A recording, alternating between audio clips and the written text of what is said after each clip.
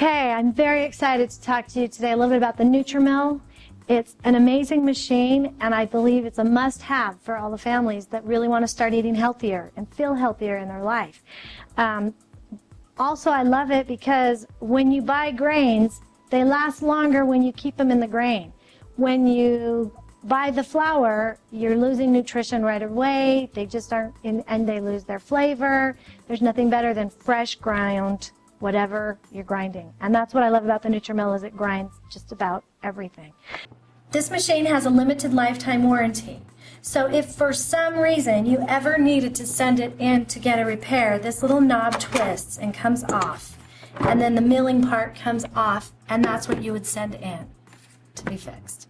It also goes back together very nicely. And one of the really nice features as well is that you have on it, this plug will go in and out, so you don't have cord all over the place. Let's start by just kind of going through it a little bit here and showing you some of the features about the Nutrimill. This is the canister. This is what your flour goes in. It is a 20-cup capacity, which is really nice when you're grinding. It's a little stiff when you go to get your lid off at first because it has a nice gasket here that if you put a little cornstarch on that, that'll go away and it slides on and off extremely easy for you. All right, here's your filter that you're going to want to take out and just shake it out really good every now and then to clean it. Then you have the separator cup underneath here that you can pull off, and whatever flour is in here, which is going to be very fine, just dump into your bowl and use as well. You need to have this separator cup on though, or it will make a mess.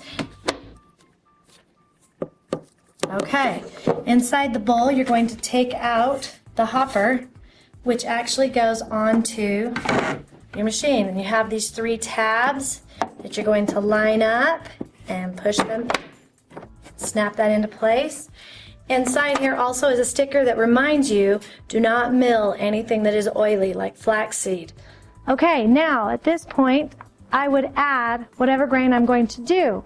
Let's talk a little bit. If I'm doing whole wheat, if I fill up to the top of the hopper, it's going to fill up my canister with 20 cups. Not every grain has that same capacity of flour coming out. Spelt is especially one that you do not want to fill to the top because it will overflow your canister. We do not want to overflow the canister. All right, let's get this lid back on.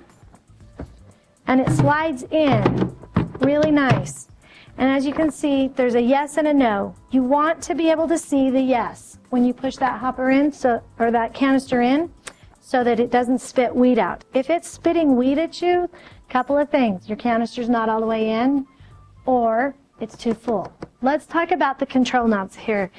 I'm going to be grinding some wheat, and I want to grind it on high because I want it to be a little finer. So I'm going to put my knob on high, and then I'm going to come down here to the fine and the coarse. If you want fine flour, that's great for your baking, for your pie crust, or maybe your cookies. But for bread flour, you don't really want it that fine. You want it to be about in the middle, between fine and coarse. Also, when you turn your motor on, if you turn it right to the beginning of fine and right when it turns on, it does not open up the milling plates enough for it to go through. So you need to turn it and listen until you hear it going through. At my house, I always have popcorn, always. And so the nice thing about that is that I can make my own cornmeal very quickly. And so I will pour my popcorn in. And depending on if I want it to be a good coarse cornmeal or if I want it to be a little finer, if I want it to be really coarse, I'm going to turn my motor down to low, and I'm going to turn my dial over here all the way to coarse. Now, if I want it to be finer than that, what I will do is I will turn it and listen until I hear the popcorn going through. And when I hear the popcorn going through, then I know it's going to be finer than if I just go over to coarse. Put your lid on. That helps with noise. It is a grain mill. It's about the sound of a vacuum. It's much quieter than most of the grain mills out there, but remember, it is still a grain mill. Okay.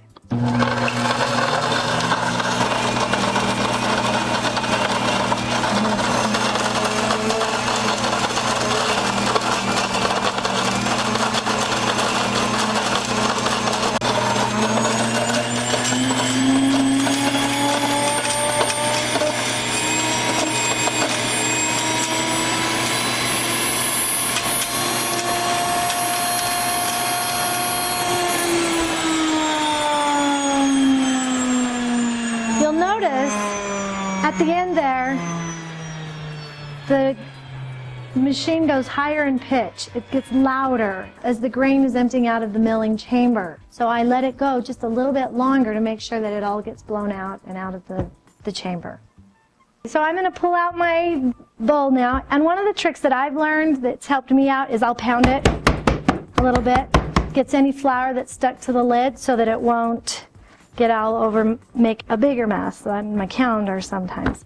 And you can see, look at how perfect that is for bread flour. It is just perfect. I love it.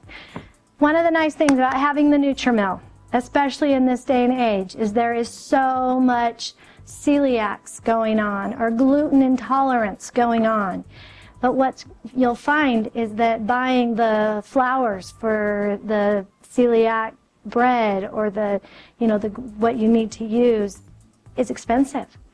You can grind rice, brown rice, white rice. You can grind beans. You can make your own 4-bean flour mix. You can make your own rice flour mix to make your breads and to make your pancakes and your different things for if you have gluten intolerance or celiacs. Also, your grains, once again, and your beans, they stay so much better. They keep their nutrients so long as you haven't done anything to the grain. The minute you do something to the grain, you now are going to start to lose your nutrients, which is why a grinder is so important, because you grind it, you use it. You grind again, you use it. And you store it in the grain, and it lasts longer, and it's just economical, healthy, everything. Having a grinder, to me, is a must.